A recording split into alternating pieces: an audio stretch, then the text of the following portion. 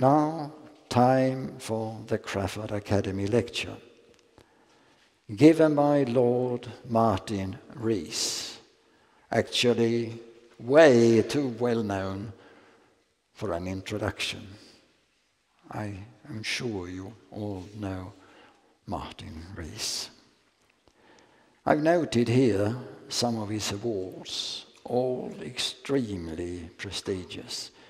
And of course, we note especially here the Crafoord Prize in 2005.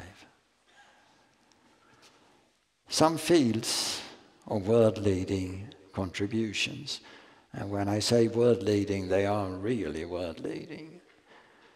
I'm not going to read through, but if you look at it, you can see that these fields have a lot of bearing of today's discussion.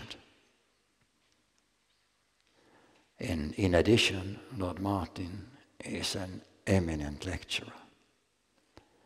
So, time for the Crafoord Academy Lecture 2014. Martin, the floor is yours.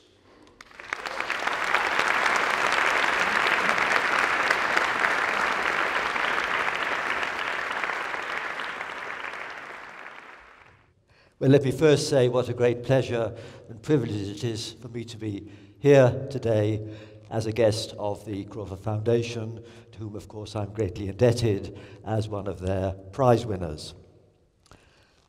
I'm going to talk about astronomy, and my title is The Emergence of Our Complex Cosmos. But a few more general words about astronomy first.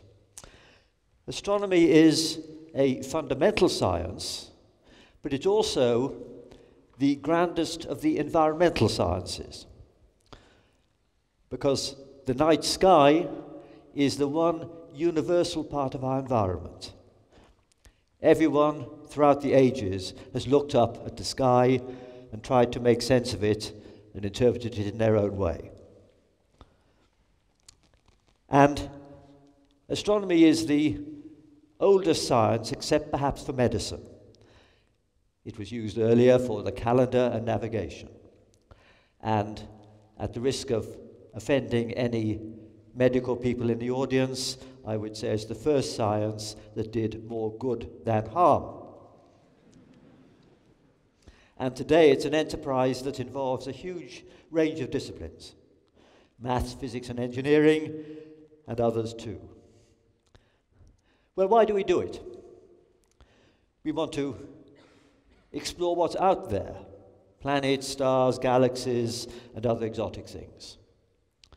But having found them, we'd like to try and make sense of them. Can we explain them in terms of the physics which we study here on Earth?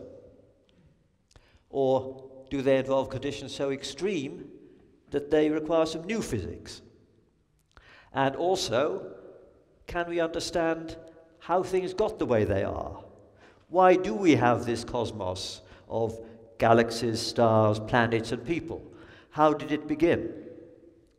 And a fourth reason is that we'd like to understand at a deeper level why the laws of nature are as they are, why they allowed this amazing cosmos to evolve.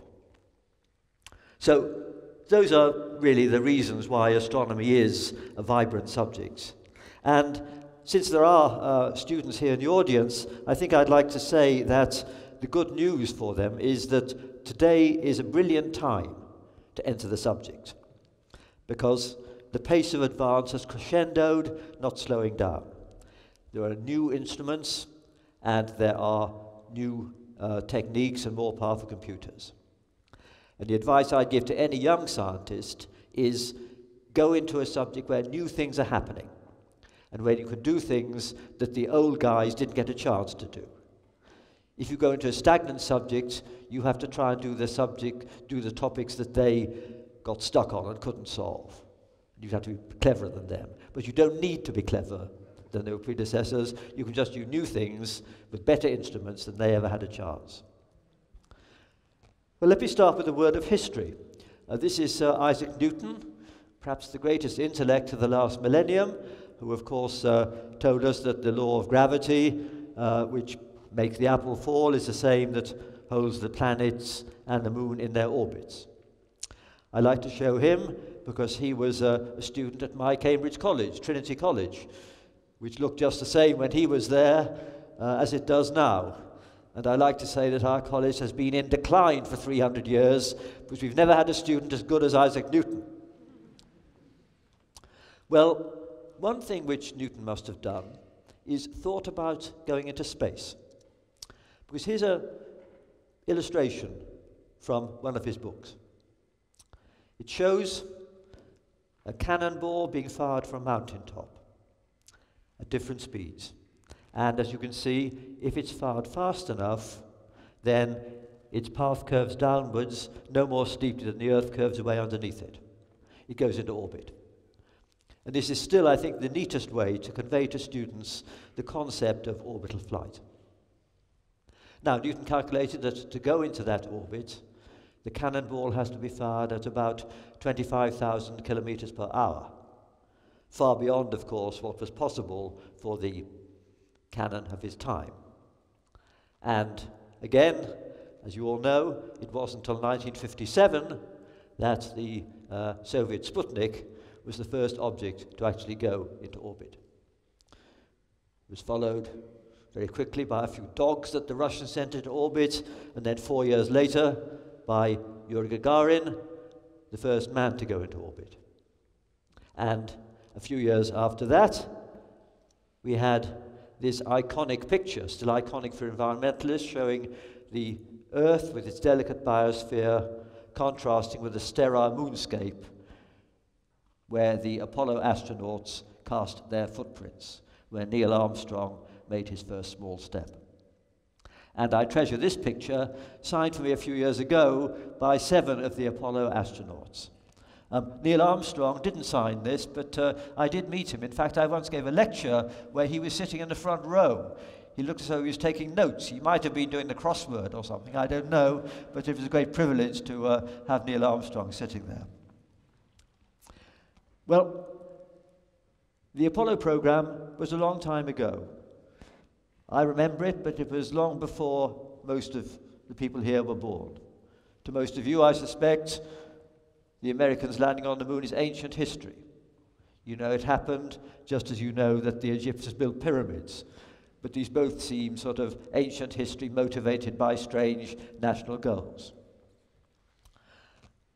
And after the Apollo project was over, the Americans had beaten the Russians. It was only done for prestige reasons, and they didn't pursue the same intensity of manned spaceflight. Had they done so, there would have been footprints on Mars long before now. But many hundreds of people have been in Earth orbit, many in the International Space Station, shown here. But unmanned space technology has burgeoned, of course. We depend on it every day for sat-nav, communications, environmental monitoring, etc. And scientists benefit from telescopes put up in space and also from having had space probes going to give close-up pictures of all the bodies in our solar system. And I'm going to give you a quick tour of our solar system. If you headed outwards and look back from, say, 10 billion kilometers at the Earth, you see something like this. This shows the Earth and the Moon with the Sun coming from the right. You would then get to the red planet, Mars. And Mars is, of course, the most fascinating planet, and it's been studied intensively. And I'm going to show you here. This is a picture taken from a European space probe in orbit around it. Here's another picture. This is a gorge several kilometers deep. 2.5 years ago, the Curiosity probe was landed by the Americans on the surface of Mars. It's about the size of a small car, and it landed in the top left where that little ellipse is. And this crater is about 100 kilometers across, and it's trundling across this crater. And if you look near the bottom, it's not very clear, you can see the track marks where it's gone across there. And it's traveled about 40 kilometers, and it's now starting to climb the mountain in the center, which is a big mountain several miles high. And here's a picture it's taken, and you can see geological strata there, so you can understand how much it's going to be able to learn by probing the rock and soil at different levels. And incidentally, you may have seen in the papers just this week a claim to have found a sign of life on Mars. What has been found is that methane, which this probe can detect, is sort of burping out from under the surface. Now, this could be there for all kinds of reasons, but some people have said that methane might be the remains of some life that existed a long time ago. We don't know. They've made a bit of hype of this, but I think we should regard this as a very uncertain evidence. And I was in India 2 weeks ago, where they were very excited that the Indians had launched a probe which had gone into orbit and is now in orbit around Mars, among other things, measuring methane. Well, Mars is going to be a continued focus of interest, but let's now go out further beyond to Jupiter, the giant of the solar system. It's got the 4 big moons, discovered by Galileo in 1611, and they are themselves very interesting and very distinctive. This is Io, which is sulfurous and volcanic. This is Europa, which is covered in ice. And here's a close-up of some of the ice. It looks as though it's had a rather disturbed history. We'd love to go under that ice and see what's there. Perhaps something swimming around. Here's Saturn, the next planet, and it's very familiar. And this is a particularly nice picture taken by the NASA Cassini spacecraft, which shows an eclipse of the Sun by Saturn.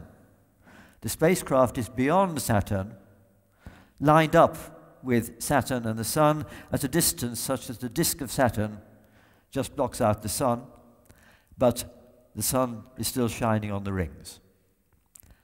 And you can't quite see it, but the Earth is where the end of that arrow is, because this is a long way away compared to the Earth.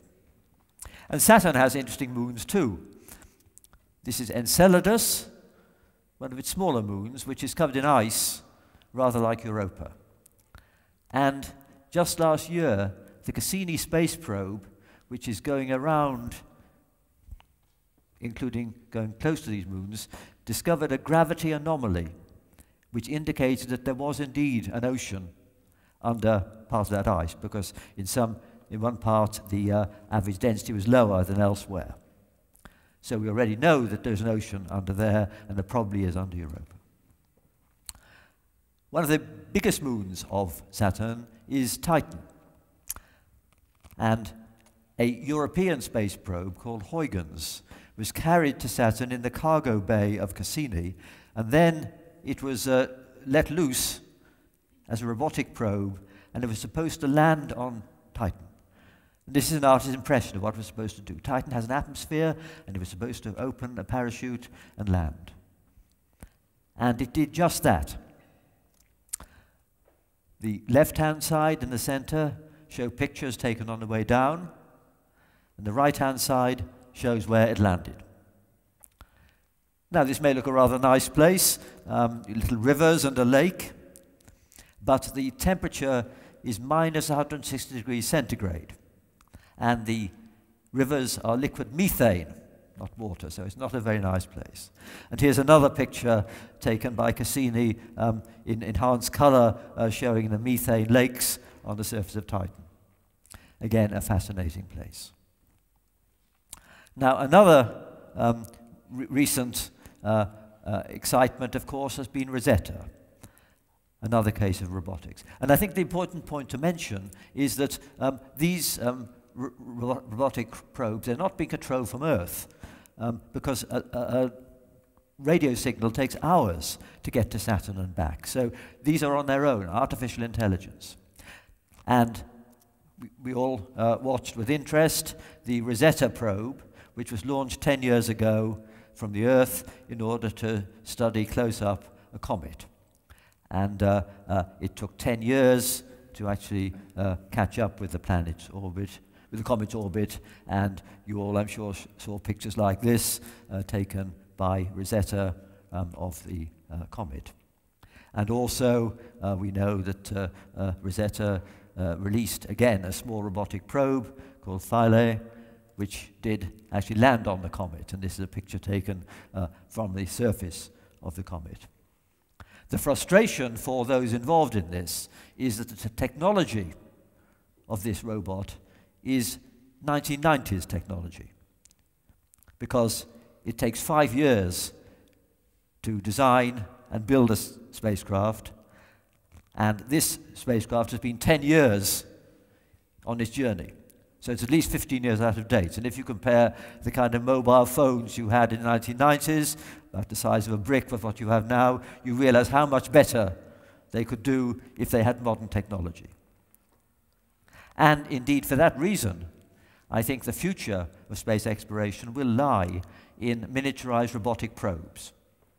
Probes which will be able to go and do close-ups of all the moons and planets of our solar system. And looking a bit further ahead, I think we'll have big robotic fabricators making big structures in space. Because we're limited now by the size of something you can launch in the nose kind of a rocket. But if we could actually assemble things or manufacture them by mining materials from asteroids or the moon, then we can build huge structures. So later in the century, I imagine huge lightweight telescopes in space, huge solar collectors in space, all built robotically. But what about the future of people in space? This is a picture of Harrison Schmitt, the last man in the moon more than 40 years ago. He was a geologist. He spent 3 days in this little buggy gathering lots of samples of lunar soil and rocks to bring them back to Earth. Now, it could be that if he was on Mars, he would be able to find things that the Curiosity probe won't find. But of course, sending him to Mars will be much more expensive because he'd expect to be brought back, whereas Curiosity does not expect to be brought back. So sending people is much, much more expensive. And so I personally think that the case for sending people is getting weaker on all practical grounds. Nonetheless, as a slight digression, let me just say that I do hope that people now living will walk on Mars, but I think they will go as adventurers, accepting very high risks, maybe even with one-way tickets. Because any kind of space program organized by the Americans, by NASA, they're very sort of risk-averse because they're putting the lives of civilians on the line. And the space shuttle launched 140 times nearly. It failed twice. Each of those failures was a big trauma. Whereas test pilots and adventurers are prepared to take that risk. And I think the future of manned spaceflight will be cut-price adventurers taking high risks, and we will sort of cheer them on. Already, there are private companies that offer orbital flights. There's also people talking about a flight round the backside of the moon and back again. Takes about 5 days, going further from Earth than any humans have been before.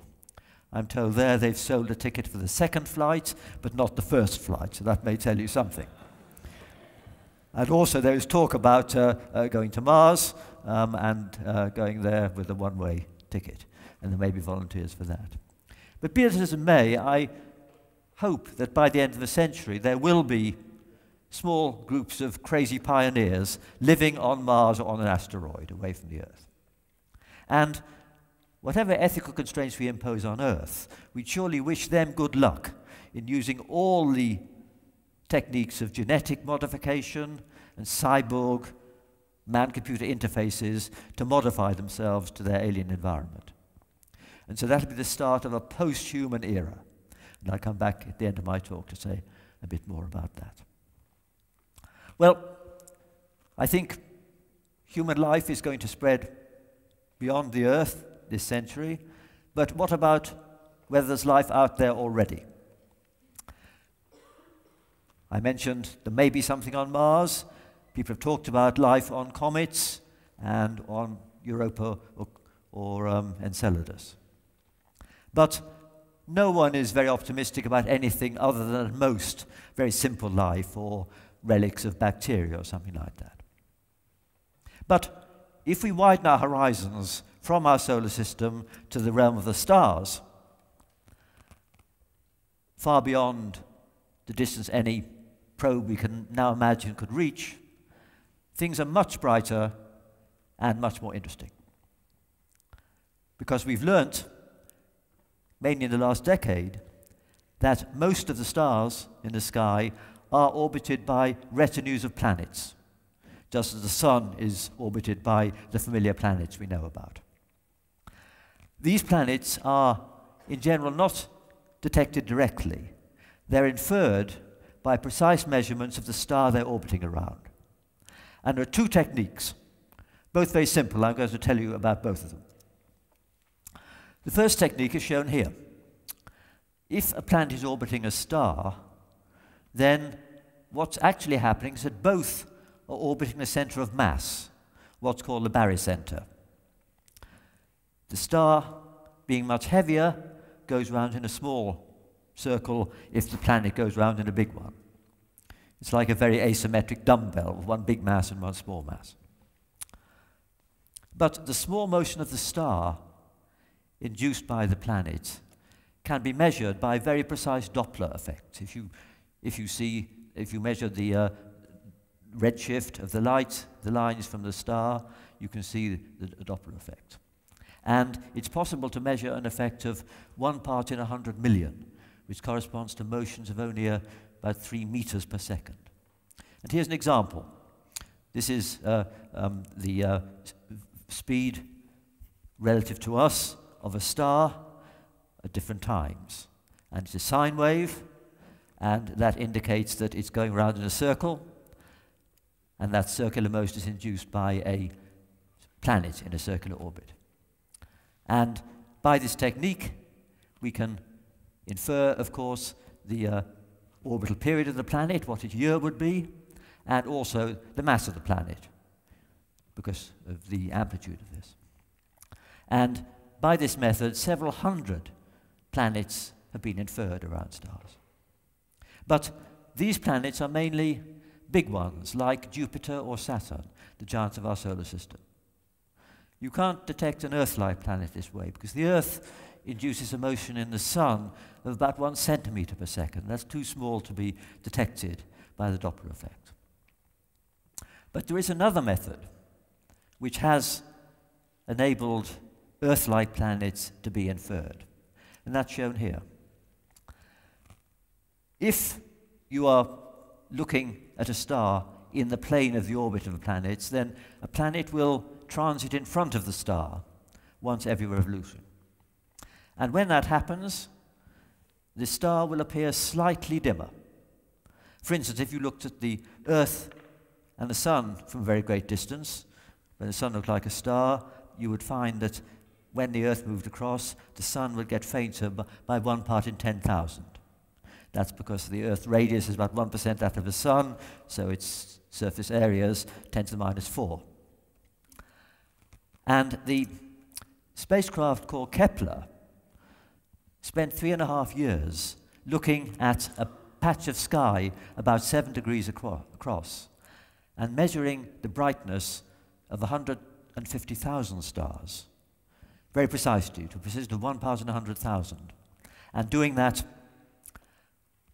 several times an hour for them, looking for stars where you see a dip and then dip again each time the planet comes around. And by this method, they found many hundreds of planets, some no bigger than the Earth, because the size of the dip tells you the size of the planet. And of course, you only see by this method the planets where we are looking in the plane of the orbit, and for every one you see, you infer there are probably 50 that you're missing. And you can infer the masses. And this is a rather funny way of presenting the data, which shows the data from Kepler, and this shows the mass and the orbit. But special interest attaches to planets that might be like our Earth. Planets about the size of our Earth, which are at a distance from their star such that water can exist, neither staying frozen nor boiling away. And this shows one of the best candidates for this. The bottom half of the picture shows our solar system. The top half shows this other system discovered by Kepler to the same scale. The star is about half the mass of the Sun and much fainter, so the system is much smaller. And Kepler's found 5 planets orbiting around it by looking for the dips due to each one. And the outermost of those 5 is at a distance such that water could exist. And it's 1.2 times the radius of the Earth, and so this is one of the most Earth-like planets. And of course, what we hope to do is to find more of those and find the nearest ones. It's frustrating, of course, that we depend on these indirect measurements. We can only, as it were, see the shadows of these planets. But things will be better in 10 or 20 years. Let me illustrate this by supposing that an alien with a big telescope is looking at our solar system from, say, 50 light years away, the distance of a nearby star. The aliens would see the Sun as an ordinary star, and they'd see the Earth as, in Carl Sagan's nice phrase, a pale blue dot, very close in the sky to its star, our Sun, and billions of times fainter. But if the aliens could observe that pale blue dot, they could learn quite a bit about it. They'd find that the shade of blue was slightly different depending on whether the Pacific Ocean or the landmass of Asia was facing them. So they could infer that there were continents and oceans, they could infer the length of the day, something of the seasons and climate. By analyzing the light, they might be able to detect that there was an atmosphere containing oxygen and ozone, a candidate for a biosphere. Now, we can't do that yet, but the next generation of ground-based telescopes will be able to do this. And this is a picture of the European Southern Observatory's new planned telescope. They're not very imaginative in naming their instrument, so it's called the ELT, which stands for Extremely Large Telescope. It is extremely large. The mirror is going to be 39 meters across. Now, that's about twice the width of this room, I should think. Really huge. Not one big sheet of glass, but about 800 pieces of glass in a sort of mosaic, all held exactly in place. And this is going to be built in Chile. A few months ago, they leveled the top of a mountain where it's going to go. And just a couple of weeks ago, the European Southern Observatory actually signed the agreement to go ahead with this. So this is going to happen. It'll be about 12 years before it's finished. With the right instrumentation, it'll be doing many things, including looking for planets around stars, but also looking at very distant things in the universe, which I'll come to in a moment. Well, of course, what people want to know is there any life on any of these planets? If you've got an Earth-like planet, that doesn't mean that life exists on it. And we can't really assess the likelihood because we don't really know how life began on Earth. We know how, by Darwinian selection, simple life evolved into our amazing biosphere, but we don't know what led to the transition from biochemistry to the first replicating, metabolizing systems. We don't understand that. We don't know whether it's a rare fluke or whether it would have happened on any other planet like the Earth. That is something which I hope we will learn, because I think some biochemists are working on the origin of life, and if they can understand how life began on the Earth, then we'll be able to lay firmer odds on how likely it is and also have better indications of where best to look for it. Now, of course, people want to know if there is simple life, will it have evolved as here on Earth into intelligent life? And that is, of course, a separate question. Experts on evolution debate the question of whether it was automatic that simple life evolved to intelligent life, or had things happened differently, had the dinosaurs not been wiped out, this might not have happened. We just don't know. But nonetheless, there are, as you probably know, some people who are looking for evidence of extraterrestrial life that's intelligent, from signals, something like that.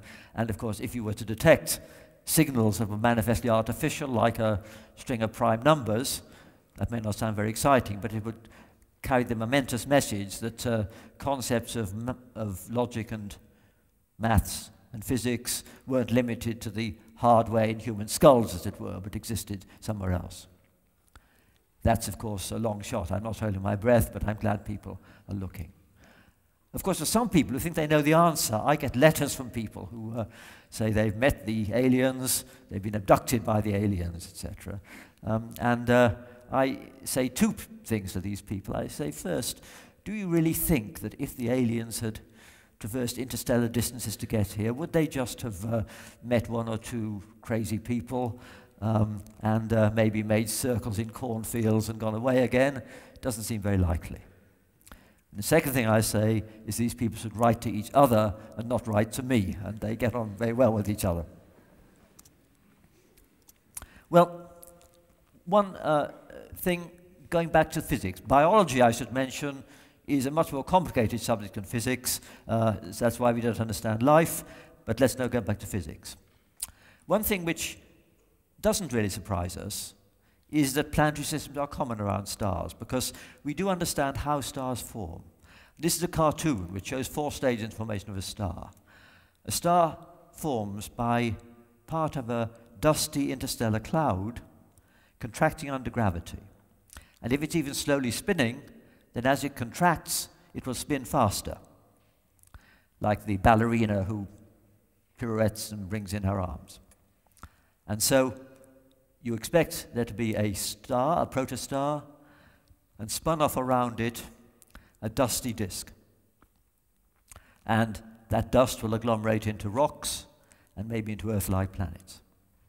And so we believe this is a generic process, and we can even observe some protostars where this happens. And one place where these stars are now forming is the Eagle Nebula. This is 7,000 light years away. This is a dusty cloud, and even now we can see new stars forming with these disks of gas around them.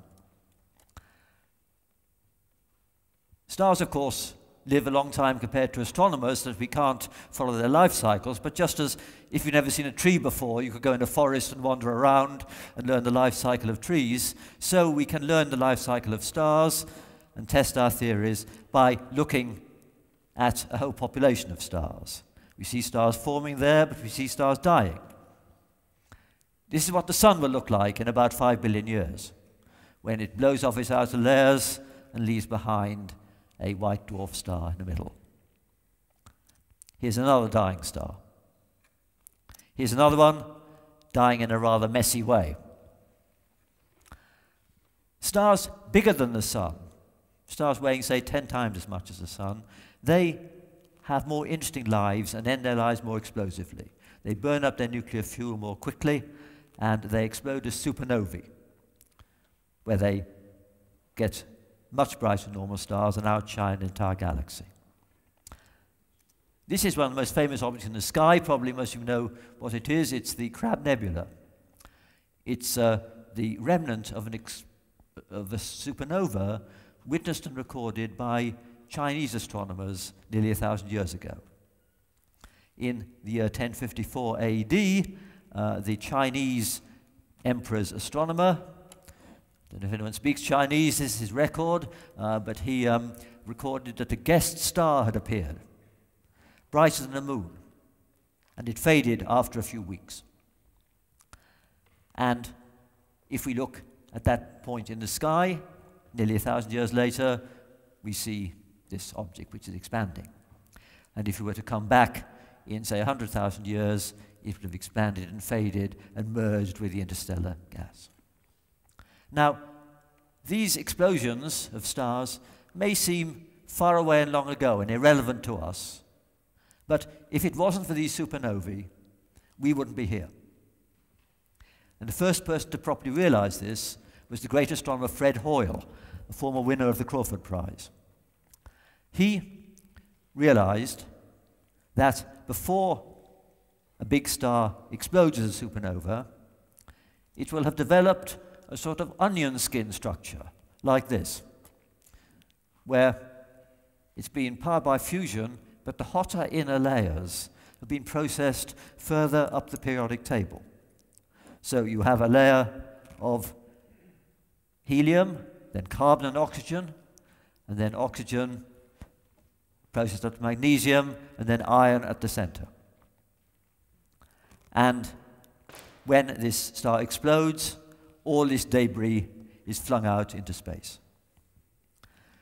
This wonderful idea was worked out by him under his leadership with these other three people, Margaret and Geoffrey Burbidge and Willie Fowler. This picture was actually taken in Cambridge for Willie Fowler's 60th birthday. This must have been 1972. He was an enthusiast about steam trains, and that was his present. But these four people in the 1950s really codified this whole idea of how the chemical elements were built up in stars. I don't have time to go into this, but the basic idea is that our galaxy is like a sort of ecological system where pristine gas, just hydrogen and helium, goes into stars, and then the big stars have short lives, they throw it out again, and then new stars form contaminated by the debris. And they were able to show that you can understand why oxygen and carbon are common, why gold and uranium are rare, and how they came to be in our solar system. And this story tells us that we are literally the ashes of long-dead stars. If you're less romantic, we are the nuclear waste from the fuel that made stars shine. And in fact, inside each of us, there are atoms of carbon that probably came from 100 different stars all around our Milky Way galaxy. So we are literally linked to the stars in a far more intimate way than even the astrologers believe. This is a wonderful story which goes back to Fred Hoyle. Now, let me widen our horizon to the extragalactic realm. If we were to go 2 million light years away from our galaxy and look back at it, it would look something like this. This, of course, is Andromeda, the nearest galaxy to us. It's a spinning disk viewed obliquely where about 100 billion stars are orbiting around a central hub, right in the middle of which lurks a huge black hole. And our own galaxy is like that, but we're embedded in it. We can't see this so clearly. And so, on the large scale, our universe is full of these galaxies. Andromeda is the nearest big one to us. Here's another one, the Whirlpool Galaxy, which is seen face on. This again is a disk orbiting around. And this is a map which shows all the galaxies in a certain range of latitudes out to 500 million light years. Each point is a galaxy, and you can see from this that they are not spread at random, they're grouped together in clusters of galaxies. But on a very large scale, everything is smooth. Now, how can we understand anything about galaxies? They are very big, they change very slowly. It takes about 200 million years for the Sun to orbit around the center of our galaxy. How can we do this? We're not like particle physicists who can crash together particles in the LHC at CERN and see what happens. We'd like to be able to do that for galaxies. We can't, except we can in the virtual world of our computer. we can ask what would happen if galaxies were to collide. We can put in the forces that are involved, gravity between all the stars and the gas, and we get a picture like this. Here are two galaxies falling together under gravity, and you get a sort of train wreck there.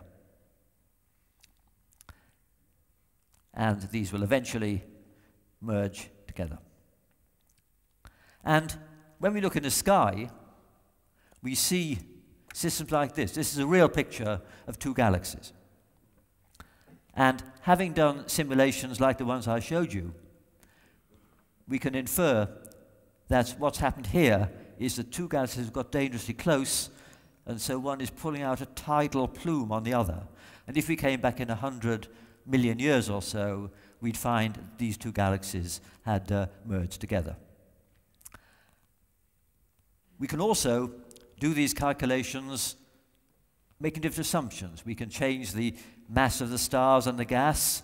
We can put in other stuff, so-called dark matter, which exerts gravity but nothing else, and see which works best.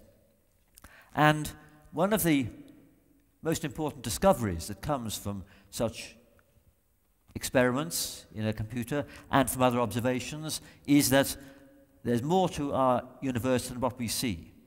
Not everything in the universe shines. We have stars and gas, but there's about 5 times as much stuff in some other form. Now, I think Professor Sarkar will be saying a bit more about this afternoon, but let me just say that there is a lot of evidence of different kinds for dark matter. The first kind of evidence is that if you measure the speed at which stars are orbiting around in a galaxy, and this is a picture of our Milky Way, we're in it, but if you go out beyond the edge of this picture, where there are no more stars, there's a bit of gas, but you find that that gas is still orbiting quite fast. So it's like what would happen if you found that Pluto was orbiting the Sun as fast as the Earth was. You'd have to infer that there was a lot of mass outside the Earth's orbit but inside Pluto's. And for that reason, we infer that there's a lot of dark stuff, swarms of some dark particles that extend much further. And there's other lines of evidence, which I don't have time to go into. If you look at a cluster of galaxies, it's got hot gas in it, which X-ray astronomers can measure, and the temperature of that gas tells you how much pressure it needs to have to balance gravity. And the galaxies in one of those clusters I showed you are moving around, and you can ask how much gravity does it have to be to make sure they keep moving around and not just flying apart, and you again find there's got to be more stuff than we actually see. Let me just show you a fourth line of evidence, gravitational lensing. This is one that Einstein would particularly have liked. In this picture, the bright objects are the galaxies in a cluster about 1 billion light years away. The fainter objects are galaxies a few times further away still. And what you see in the picture is those streaks and arcs. And the reason they exist is that the cluster of galaxies has a gravitational field which bends light, according to Einstein's theory, and curves light. So the cluster is acting like a rather poorly figured converging lens. And if you imagine making a lens that's not very well made, and you look at wallpaper behind it, it'll look streaky and distorted. And that's what's happening here. And you can do a fairly simple calculation and ask, what's the total mass that has to be in this cluster in order to produce these distortions? And again, you find it's got to be about 5 times more than the mass we see. So dark matter, we don't know what it is very important for gravity, although it doesn't emit or absorb light. Now, a useful way to measure densities in the universe is to compare them with a sort of standard density. In our universe, there's a certain critical density it would have if gravity was to balance kinetic energy. This is called the critical density. And omega is the ratio of the actual density to that. And the way things work out is that the ordinary matter, it's called baryons, that's a generic name for atoms, that's about 4%, and the dark matter is about 30%. Now, I haven't actually explicitly mentioned the most important feature of the large-scale universe, which is the expansion. And we've known about this for a very long time. This is a picture of Edwin Hubble, who in the 1930s discovered this. There's a picture of Hubble. He was a very heavy smoker, as you can see from what's coming out of his pipe there. And he was the first person to realize that galaxies are receding from us, their light is redshifted, and the further away they are, the faster they're moving, symbolized by longer arrows further away. Now, when people are first told this, they think, doesn't this mean that we're in some central position and everything's flying away from us? Well, the answer is it doesn't really do that, because I can use this illustration here. Suppose this lattice goes on forever, and suppose you sit on one of the vertices, and suppose all the rods lengthen at a steady rate. Then all the other vertices will move away from us at a speed proportional to the number of intervening links. The further away they are, the faster they'll move. And if you sit on any vertex, you would see the same.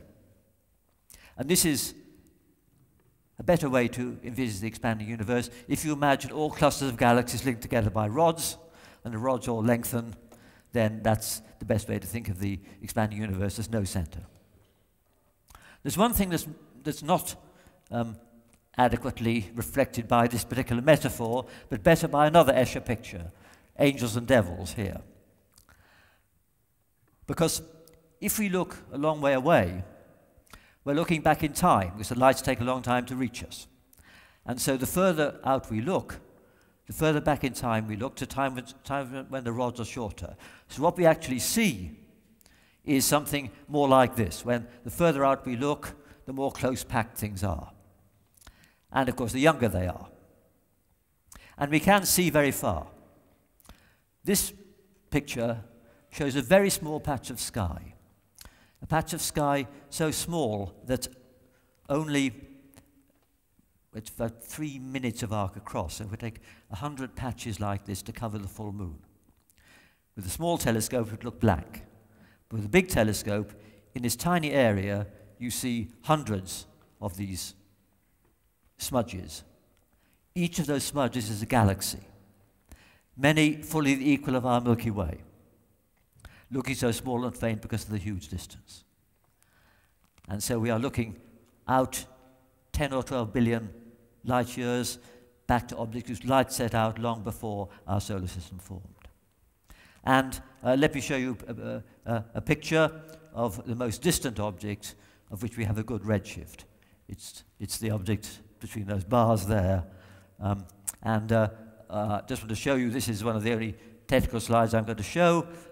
This shows a tracing of the light from that object, the spectrum of the visible light. And it has the red at the left and the blue at the right. And the only point I want to mention is that the big spike there, which is the strongest emission, is the strongest line from hydrogen. Atomic hydrogen has a line called Lyman alpha, which is in the far ultraviolet at 1216 angstroms. But in this object, it's seen not in the ultraviolet, but almost in the infrared at nearly 10,000 angstroms. It's stretched in wavelength by more than a factor of 8. That's the amount by which the universe has expanded between when the light set out and the light got to us. So we can see back to when the universe was much more compressed. Incidentally, the reason we get a good spectrum of this object and not of most of the other gas I showed is that here we're seeing not just starlight, but we're seeing gas which is energized by a black hole in the middle. And objects called quasars, where the starlight is outshone by the radiation from around a black hole. If you have a spinning black hole, gas swirls into it, gets very hot indeed, and the ultraviolet radiation from that lights up all the gas and makes it much brighter. So quasars are objects where the starlight is overwhelmed by glowing gas, which is energized by radiation produced by gas swirling into a black hole. Well, we can look very far away. We can look back in an object like that to when the universe was about a tenth of its present age. But what happened before that time? Before that time, there were probably no galaxies. But we do have important evidence for what the universe was like when it was much, much earlier. And that evidence dates back almost exactly 50 years, when these two people, Penzias and Wilson, using the instrument shown there, found that there was excess microwave radiation from all directions, which seemed to fill all of space, which didn't have any obvious origin. Later observations showed that that radiation had the spectrum of a black body, thermal radiation, which is characteristic of the radiation inside a star, something like that, much cooler. And so this radiation is interpreted as it were, the afterglow of creation, the radiation left over from when the entire universe was hotter and denser than the center of a star. As the universe expanded, the radiation cooled and diluted, but it fills the universe because nowhere else to go, and it's now 3 degrees above absolute zero. And it's the most important relic we have of the early universe. And that's one of the reasons that have led to the standard time chart for the so-called hot Big Bang model for the universe. And here, time is on the from left to right, and the present is at the right. And if we look back to the first galaxies, 1 billion years old. The radiation, which you see, was been traveling freely through space since the universe was about 300,000 years old, at a temperature of 3,000 degrees. We have fairly good reason for going back to when the universe was one or a few seconds old there. And the earlier things I'll talk more about later. Now, when people are told this, that our universe started from this sort of amorphous fireball, they're often puzzled because they may know about one of the most important laws in physics, the second law of thermodynamics. This law says that structures tend to wash out, things get more chaotic and disordered.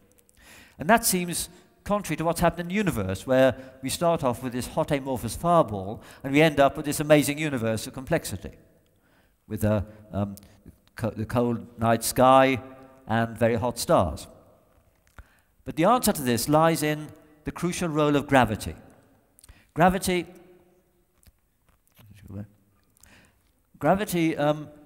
has odd properties. It enhances density contrasts. So if you have an expanding universe and some region is slightly denser than average or expanding slightly slower than average, then as the universe expands, it'll lag behind more and more. The density contrast will grow. So if there are even tiny ripples, tiny fluctuations in the early universe, then during the expansion, their contrast will grow and they will separate out. And I'm going to show you a picture, a movie, where the expansion of the universe is subtracted out, so it looks the same size, but this simulates a volume big enough to contain several hundred galaxies, and the time is in billions of years on the bottom there. And you see that as time goes on, the structures start to condense out. Initially you can't even see the ripples, but they eventually separate out. And here's another picture which shows a region, and this shows the growth in the structure of the dark matter and the atoms separately. This blue is a dark matter, which is separating out and clustering to make a galaxy. And now you see the red, which is the atoms, the ordinary gas, and that gas can dissipate energy and condense more and will eventually make stars.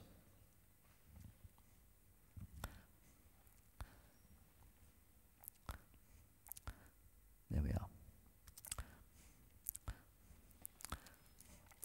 So we can understand how the universe evolved from these simple beginnings through the growth of structure. I'm going to skip this bit here because I'm running out of time. You can ask me about it afterwards. But I wanted to say one thing which is important, which is that in those simulations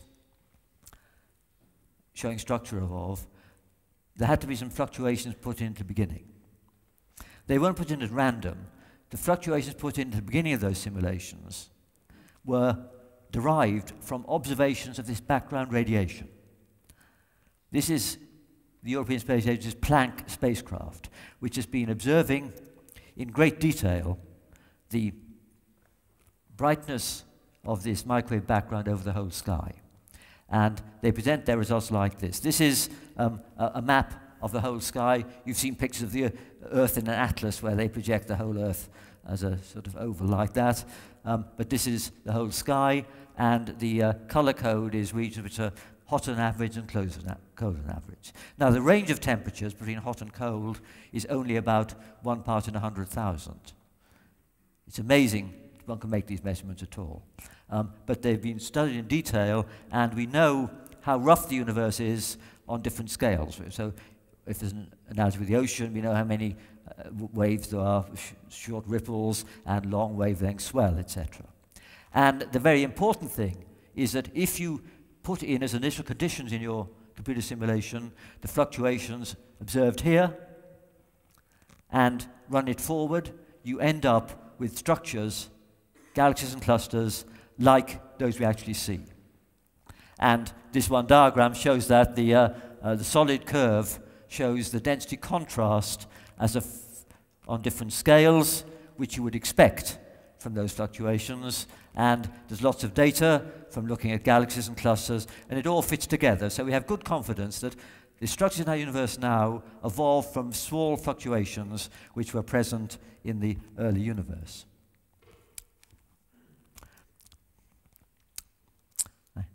Oh, let me just make another short digression. I've talked about the past. What about the far future? Our universe is expanding, but is it going to go on expanding forever?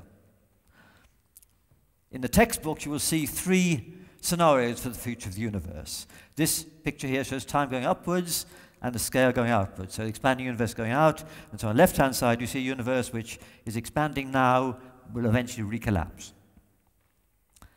And the middle is one which is expanding now, is being slowed down by the gravitational pull which every galaxy exerts on every other, but will never quite stop.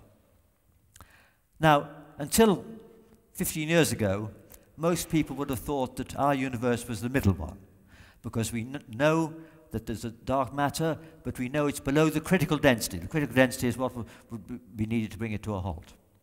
And so we would have expected that. But there was a big surprise, which was that it turned out that the expansion now is speeding up, not slowing down. We're on the right-hand picture.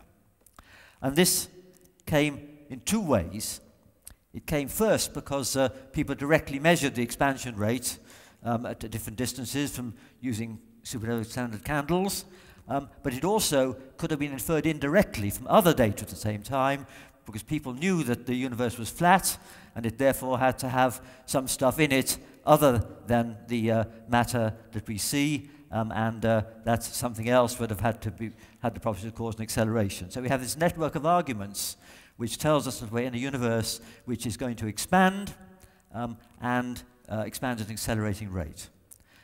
Of course, long-range forecasts are never reliable, but this gives us a rather gloomy long-range future. As the universe goes on, then distant galaxies will eventually disappear and fade away, and eventually, in the far future, there'll just be our galaxy and Andromeda.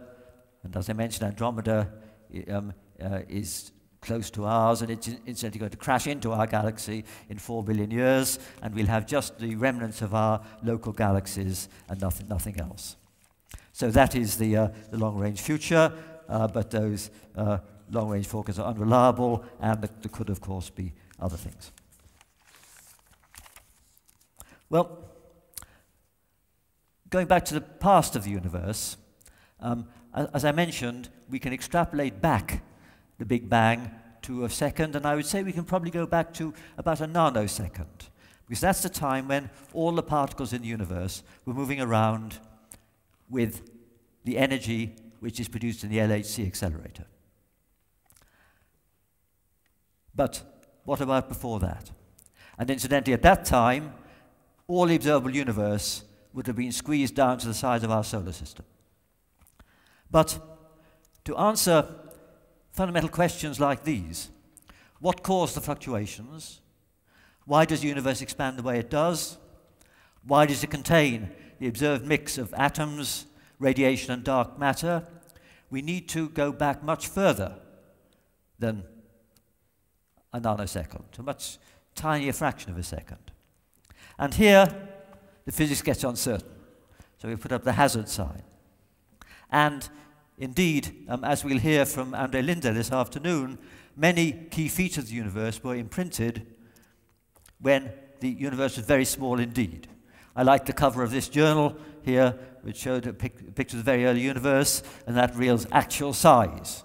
The entire universe was that. And the wonderful story which Andre has developed tells us that the universe acquired its key features in expanding from microscopic size to the size of an apple. And we've got to understand that extreme physics to make sense of these things. Now, I'm not going to say any more about that, that's his topic, but let me just say what he has to explain. Here are the prerequisites for a complex cosmos. First, we've got to explain why there's a force of gravity. Because gravity is crucial. It pulls stars together. It allows structure to evolve. But gravity has to be very weak. It's got to be very weak because if it was strong, then structures like us would be crushed by gravity. It's because gravity is very weak that stars are big, and it's possible for big structures to evolve without being crushed by gravity. My favorite pedagogical picture is this one, which shows the, for various structures, the radius along the bottom and mass along the top. It shows black holes. It shows ordinary solids. And the one at the right shows ordinary solids on a long, long plot. If you go up, you get to sugar lumps, asteroids, unaffected by gravity. Then you get to planets made round by gravity, Jupiter, not merely made round, but crushed by gravity, and then you get the stars. And the important point is that the fact that stars are so big is because gravity is weak. If gravity was stronger, then you get the same diagram, but there wouldn't be such a compressed scale. You could have micro stars, micro nuclear fusion reactors, but there wouldn't be the space and time for evolution. So there must be one very big number in astronomy, which is in effect the ratio of the electrical to the gravitational forces between two protons. We also need some departures from thermodynamic equilibrium. If the universe stayed in a fireball state all the time, that wouldn't be much good for forming structures, because we need to get non-equilibrium thermodynamics, some hot places, some cold places. And we on the Earth are colder than the sun, where high-grade energy comes in, but we can radiate energy into the cold night sky. We need matter-antimatter asymmetry. This is important because in the early universe you get matter and antimatter. If there were equal amounts of it, they'd all annihilate. We'd have radiation, but no matter. So there's got to be an asymmetry. We also need to have what I call non-trivial chemistry. We want a periodic table of elements, like this, for the Hoyle story to work. And this requires some balance between the nuclear force that holds atomic nuclei together and the electric force which disrupts them. We need to have stars, and maybe second-generation stars, to have planets around them. And we need a tuned cosmic expansion rate. If the expansion rate was too slow, the universe would collapse while still in equilibrium. There wouldn't be time for stars to form. If the expansion rate is too fast, accelerates too much, then gravity can't pull the galaxies together. And we need some initial fluctuations or some non-uniformities. Well, I'm running out of time, but this is a logo I would use if I wanted to have a logo for this research area. It shows an Ouroboros, a snake eating its own tail. And it shows, as you can see, the micro world on the left, nuclei, atoms, cells. The everyday world, people and mountains at the bottom. And on the right, the cosmic scale. The left-hand side is the domain of the quantum. Quantum physics holds sway in atoms and molecules.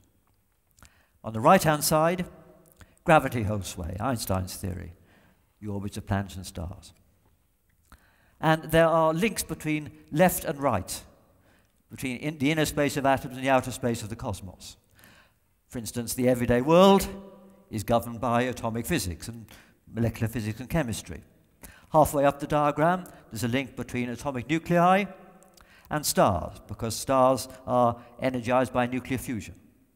Higher up, galaxies are held together by dark matter, which is some kind of subnuclear particles made in a Big Bang. We don't yet have a theory which unifies the very small on the left and the very large on the right. And that doesn't matter for most scientists, because if you're a chemist, you don't worry about the gravitational effect between atoms. It's 40 powers of 10 weaker than electric forces. Conversely, if you're an astronomer, you don't worry about the quantum fuzziness in the orbits of planets. So we've all got on pretty well in most of science without a unified theory. But if you want to understand the very beginning, then we do need this synthesis symbolized, as it were, gastronomically at the top, between the very small and the very large, because we are going back to a time when, as it were, quantum effects could shake the entire universe and create fluctuations which would then expand. So to understand the very early universe, we do have to incorporate both quantum theory and Einstein's theory. Before leaving this picture, let me mention something else, which is that as well as the frontier of the very small on the left and the very large on the right, there's a third frontier, the very complex. And the most complex things we know about, at least until we find aliens, are us, right at the bottom. And 99% of scientists are neither particle physicists nor cosmologists. They're challenged by the challenge of complexity, especially biological complexity. And even the simplest insect, which has layer upon layer of complex structure, is more complicated than a star or galaxy. And I think it's appropriate for us to make this sort of declaration of modesty, as it were, about our subject. This, incidentally, is a picture of a flea drawn by Robert Hooke, who was Isaac Newton's least favorite colleague, who had one of the first microscopes, was a wonderful draftsman, and he produced this, which must have been an amazing insight at the time, that the layer upon layer of complexity in the smallest insect. So what we're trying to do in cosmology is to take the data, which allows us to infer what the universe is made of, a sort of pie chart of different ingredients, but then we want to really go further. We want to understand what is the dark matter, and also what is the so-called dark energy which causes the acceleration. And so we've got a long way with the going from the upper to the middle, but what is the big challenge for the future is understanding the really fundamentals. But just as 50 years ago, even the idea of a Big Bang was controversial, and now we can talk about great details back to the first tiny fraction of a second. Then I think more general issues like the very beginning, was there a multiverse, is our Big Bang the only one, will be settled. Now, absolutely before finishing, I want to come back close to home, to the Earth again. As an astronomer, I'm often asked, are there any ways in which being an astronomer affects the way I think about the world or everyday things? Well, having lived a lot of my life among astronomers, I can say that they are frankly not more relaxed or serene in everyday matters. They fret just as much about tomorrow as anyone else does. But I think there is one respect in which they have a different perspective from most other educated people. So let me just finish by mentioning this. This is the familiar time chart of Darwinian evolution.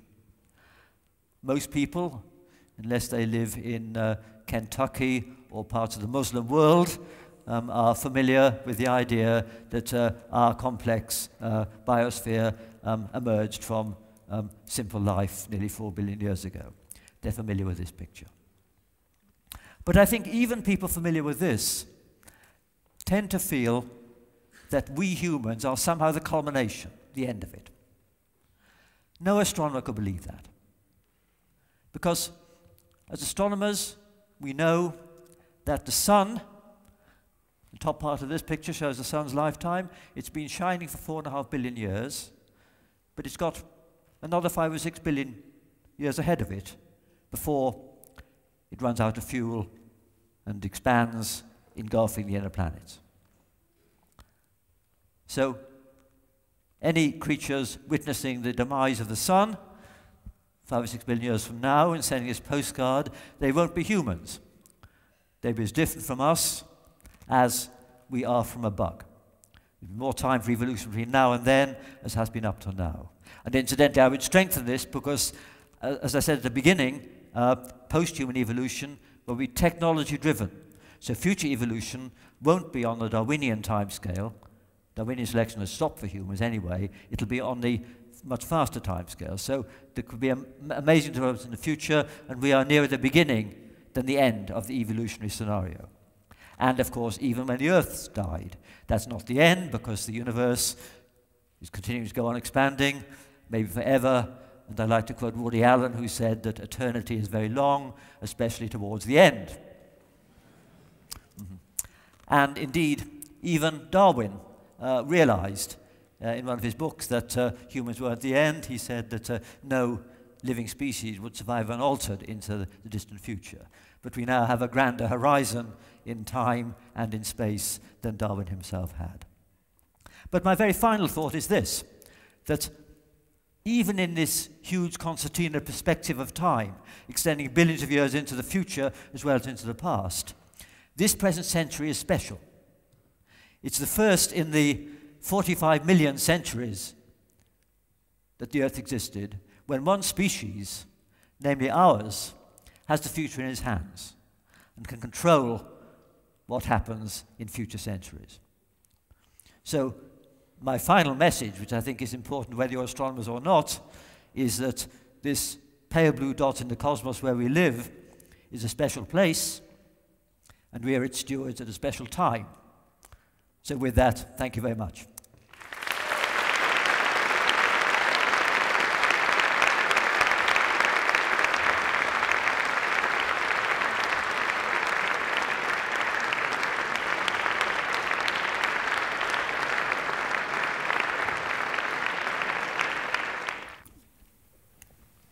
I was just wondering, what's the largest structure that we can observe in the universe? Well, if you define a structure as something where the density contrast is a factor of 2 compared to the average, then it's a supercluster which is about 100 million light years across. It's one important feature of the universe that the larger structures are still small compared to the horizon. And I think this is a feature of the universe because the fluctuations initially are small. So to give an analogy, the universe is more like the surface of an ocean, where even the biggest waves are small compared to the horizon in the ocean. It's not like a mountain landscape, where the horizon could be dominated by just one big mountain. So the biggest structures we can observe are superclusters, and they are about a fraction of 1% of the size of the observable universe. Thank you.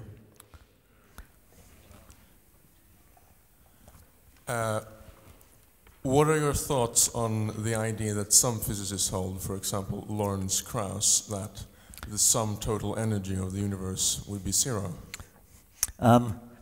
Well, I should say, Krauss is not a unique expert. Andre Linde here knows far more about that than he does, and there is a sense in which that is true.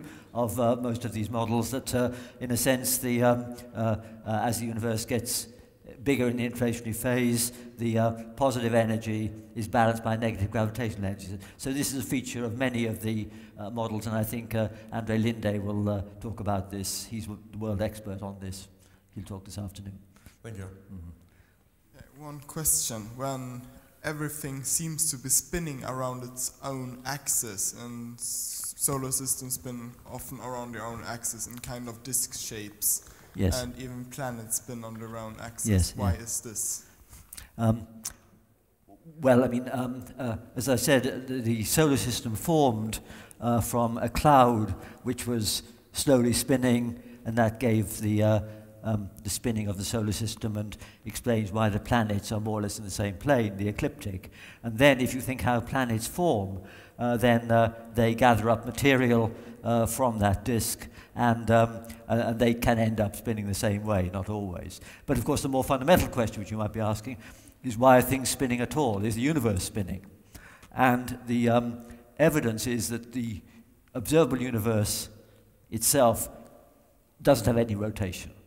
If it was, we would see the microwave background being a different temperature in the equatorial plane from along the pole. We don't see that, so the universe isn't spinning. But galaxies are spinning, as you see. The reason for that is that when galaxies form, as in that movie I showed you, they don't form as perfect spheres. They form as sort of elongated lumps. And in ordinary Newtonian gravity, if you have two elongated lumps, then there's a quadrupole moment, and each of them exerts a torque or a twist on the other. And so if two galaxies form, then you'd expect they would have equal and opposite rotations, because the gravity would exert a pull on them. So because galaxies, when they form, aren't perfect spheres, then in their formation there are these gravitational twists which give a galaxy its momentum. So each galaxy has a spin, but the net spin of the universe, and even of a cluster of galaxies, is almost zero. You mentioned when two galaxies collided and merged. Yes. And I was wondering what happens with two black holes in those galaxies. Do they also merge in some way? Very interesting question. Yes. If there are two black holes, then they would, of course, sink to the center of the merged galaxy, and then they would orbit around each other, and eventually they will be dragged together by interacting with the stars, and then eventually, when they get very close, they emit gravitational waves, because two massive objects orbiting around lose energy, according to Einstein's theory, by producing gravitational waves, and they would eventually merge into one black hole. And in fact, there's a lot of work being done on black holes in galaxies. There seems to be that black holes exist in most galaxies, and the mass of the black hole is correlated with the mass of the galaxy. And so what seems to have happened is that as galaxies grow by a process of hierarchical build-up, two small galaxies merge to make a big one, then the black holes also merge. That seems to happen. But there's an interesting proviso on that, which is that recent calculations are now able to calculate in detail what happens if two black holes merge. And if they are unequal black holes which are spinning, then when they merge, there may be an asymmetry that gives them a kick. And it's possible that some black holes, when they merge with others, are given a kick, which is a sort of recoil, because the gravitational radiation goes mainly in one direction, which kicks them out of the galaxy. So I leave you with the thought that there may be some big black holes hurtling through intergalactic space, which were kicked out of their galaxy because the recoil, which can be up to 4,000 kilometers per second, can give them more than the escape velocity from the galaxy. But you're right that the galaxies merge, and then the black holes in them will merge in general. I read that NASA is supposed to be overfunded for the next year, so I was just wondering what, more specifically, what is the most important data for them to collect in regards to your research? So, who is overfunded? NASA.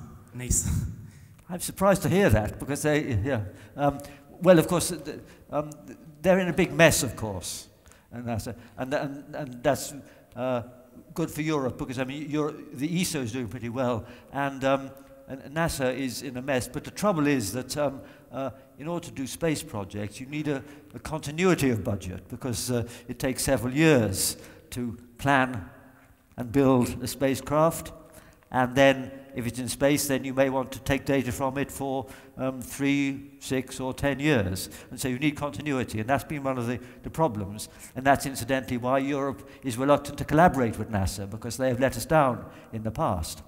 I think we in Europe have a better record, and NASA suffers from the fact that their system gives a year-by-year budget. I would also say, going back to what I said about manned spaceflight, that the European Space Agency's budget is about a third of NASA's. NASA's was ramped up during the Cold War to parity with the Russian one, okay, whereas the European one was more modest. But NASA spends about 2/3 of its budget on the manned program. And the amount that NASA spends on unmanned and science programs is about the same as ESA. And that's why I'm hopeful that ESA and Europe can gain parity or superiority over NASA in space science, as we already have in particle physics and in ground-based astronomy through ESO. So I think we benefit from, in my view, the foolish decisions of NASA, which are to invest a lot in manned spaceflight. And as I said, the trouble with spaceflight done by NASA is they are so risk-averse. You know, the shuttle failed twice, and because they presented it as safe tourism, sending up a school teacher and all that, it was a big trauma when each failed. So I think if I was an American, I wouldn't support the space program. I'd just cheer along the private adventurers doing cut-price, high-risk ones. But we in Europe, I think, have a better situation. We have more continuity of funding, and I hope we will not engage in large-scale manned programs, and will continue to work on science programs and also applications and Earth monitoring and things like that. So that was a very long answer, but I didn't have time to say it. You talked about the thermodynamics second rule, yes, the one with chaos, and you said that the universe doesn't strive towards chaos, right? That, yeah, and why is that? Isn't the universe like expanding? Well, it's really that gravity has drives things away from equilibrium, not towards them. I mean, I showed how density contrasts grow in an expanding universe, but I'll give you a simple example. In a star,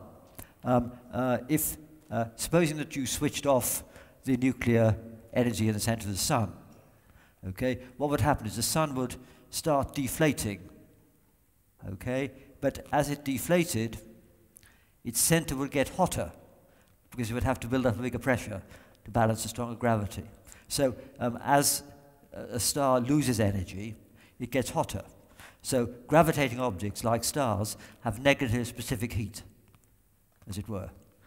They lose energy, they get hotter, okay, because they contract more. And that goes all the way down to black holes. And so gravity has these perverse properties, and unless you pay regard to those, you do indeed have paradoxes. But what's happening in the expanding universe is that it's gravity which is enhancing the density contrast, and as time goes on, the density contrasts grow, and the far future will be everything in black holes or neutron stars. Common man started to think about antimatter after they read the book Angels and Demons by Dan Brown. So I am curious to know about antimatter from you. Yes. Yeah. Okay. Well, of course, antimatter we expect to exist, in one thing we do know is that there's not much antimatter in our galaxy, because if matter and antimatter get together, then they annihilate in a burst of gamma rays. Okay, and so we know from the fact that there aren't hugely energetic gamma rays coming at us that there's not much antimatter in our galaxy. Okay, because we know that things are being mixed up in our galaxy. And indeed, although we can't rule out another cluster of galaxies being made of antimatter, the most likely thing is that all of our observable universe has an excess of matter over antimatter. Now, why is that?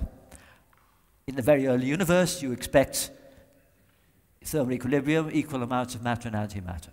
And so what people think must have happened is that as the universe cooled down, at some stage there must have been some effect which produced a small favoritism for matter over antimatter. A favoritism of only about 1 part in a billion.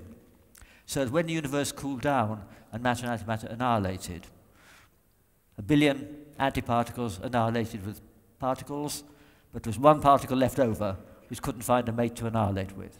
And so we expect that for every billion annihilations, then there is 1 that's left behind. And that's consistent with the fact that in the background radiation, there are about 1 billion times as many photons per cubic meter as there are atoms in the universe. So most of the annihilation did happen and that gave us the radiation. But as to what produced this asymmetry, there are lots of ideas. I mean, to summarize them, there is a well-known effect in the so-called weak interactions, a slight asymmetry in the weak interaction involving neutrinos, and the general idea is that in a unified theory there'll be a similar related asymmetry in the strong interactions. That pushes the mystery back 1 stage further anyway. So we almost certainly have no antimatter in our galaxy, apart from the small amounts that are made in accelerators and in cosmic accelerators like pulsars, but we need to understand why our universe is matter and why it didn't all annihilate into radiation. This might be more of a philosophical question, but what do you suppose existed before the Big Bang? And if the answer is nothing, what caused the Big Bang? Yes. Well, the easy answer would be to leave that to Andre Linde, who will explain it all this afternoon. But let me say 2 things. One thing is that physical reality is almost certainly a lot larger than the volume of space we can see with our telescopes. We see out to this horizon, 15 billion light years away, but almost certainly there are galaxies far, far beyond that. The space extends thousands of times further in space, and maybe even so far that all combinatorial options are repeated and there's a replica of this lecture room somewhere far away. And that's not all, because this is all the aftermath of, as it were, our Big Bang. And as Andre Linde will discuss, our Big Bang may not be the only one. There may be many others. Okay, so space may, on a huge structure, have intricate variety and complexity on a huge structure. Well, as regards before and after, then of course the idea of before and after applies that you've got a clock ticking away, and applies that you have 3 dimensions of space and 1 of time. And one of the possible responses to your question is that as we go back closer to the beginning, then the physics gets more and more extreme, and we have to jettison more and more of our common sense concepts. We're familiar with the idea that in the quantum world things are counterintuitive. We may have to jettison the idea that there are 3 dimensions of space and 1 of time. They may get mixed up, maybe extra dimensions, etc. So I think the way to phrase your question would be, is there something sort of beyond our universe, rather than saying it's before or after? And the answer to that question is probably yes, we don't know.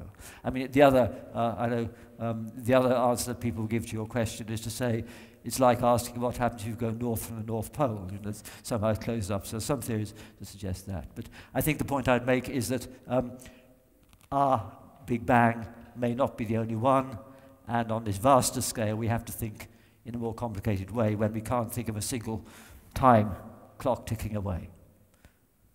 But it'll all be made clear by Andre Linde this afternoon.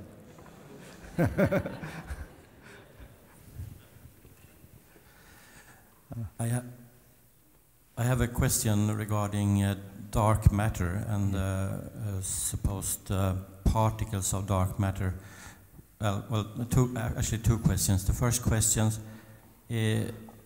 shall we think of dark matter as something that is out there, or are we immersed into this dark matter? Is dark matter all around us? Yes. Mm-hmm. And the next question, shall we think that dark matter is structured? Are there like nuclei, atoms made Yes. of these dark matter particles? Yes. Thank you. Okay. Well, the simplest idea, which is consistent with what we know, is that the dark matter particles are neutral and almost non-interacting. So they're like a swarm of particles. And they are clustered in galaxies, but not on smaller scales. So, for instance, our galaxy has a swarm of dark matter particles. They're going through this room at about 200 or 300 kilometers per second, but they're not concentrated more than that. We don't know what these particles are. They may be some kind of particle made from the Big Bang. We'll hear a bit more about it from Professor Sarkar this afternoon. But as regards the other idea, you said there is a speculative idea called shadow matter, which could indeed have structures in it, like its own stars and galaxies. That's not impossible, I guess, but that's thought unlikely and the constraints on it. And what we do know is that the dark matter behaves more like a swarm of non-interacting particles than like a fluid, because there are cases when you see two clusters of galaxies which have crashed together, and there's gas in them. And the gas, if two clouds of gas collide, then there's a shock wave and you get one cloud of gas. Whereas if you have two clumps of dark matter which don't interact, then of course you get phase mixing and they don't clump together. And so we have good evidence that the dark matter does not behave like a gas which can have shock waves in it, etc., but it's more like collisionless matter. But we don't know what it is. I thought you were going to ask me about dark energy, which is the biggest puzzle of all. Dark energy is the name given to this energy pervading even empty space, which is causing the expansion of the universe to accelerate. It's undetectable in our galaxy, but in intergalactic space it overwhelms the attraction of gravity, etc.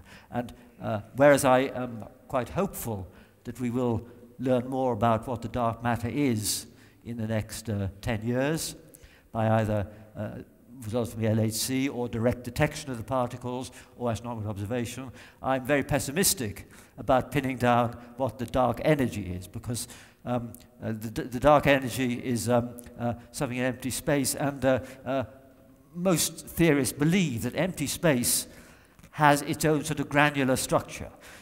Just as I can't chop up this lectern smaller than an atom, so you can't chop up empty space smaller than some scale. But that scale is a billion times smaller than an atomic nucleus. This is a so-called Planck scale. And on that tiny scale, most people suspect that what we think of as a point in our ordinary three-dimensional space may be very complicated, maybe a wound-up origami in extra dimensions. Until we understand all that stuff, which string theorists have been working on for 25 years, I think we won't know why even empty space has this funny kind of elasticity which manifests itself in the cosmic acceleration. So dark matter, I think, is well established to exist, and we'll pin down what it is with reasonable confidence. Dark energy, well, again, Linde may have been more optimistic, but I don't expect that to happen in my lifetime, certainly. You mentioned before that when antimatter and normal matter were to collide, yes, there would be gamma ray bursts. Yes. What if, or do we know what's inside a black hole? Because black hole, from what I've heard, is emitting gamma ray bursts. So what if there would be antimatter inside the black hole's event horizon?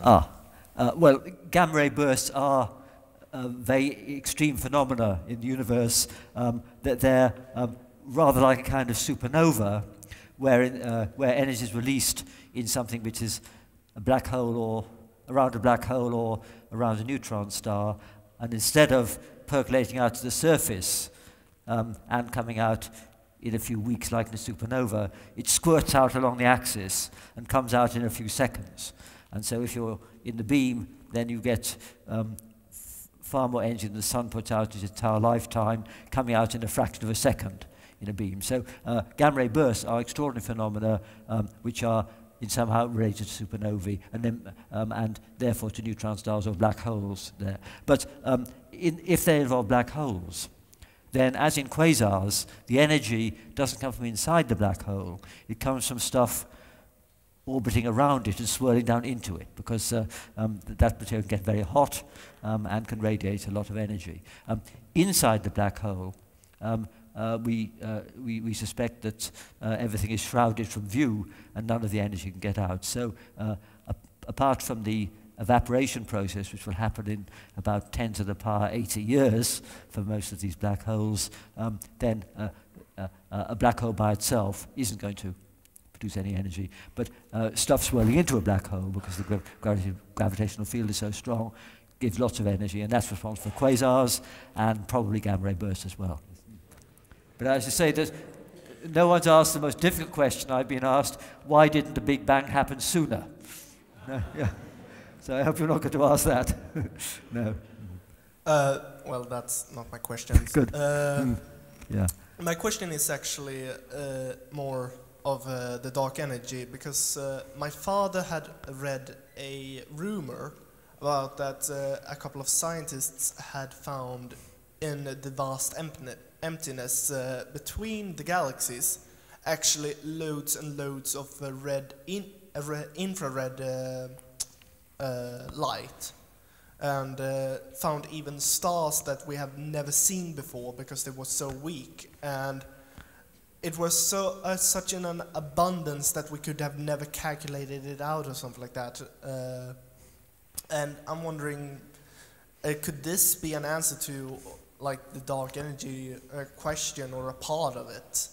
Well, I'm not familiar with those particular observations. It's certainly true that there may very well be a sparse density of stars everywhere which escape from galaxies, and of course some of them would become supernovae, etc. So there's no part of the universe which is going to be completely dark. But as regards some excess from a void, I don't know about that. I'm sorry, so I can't answer the question.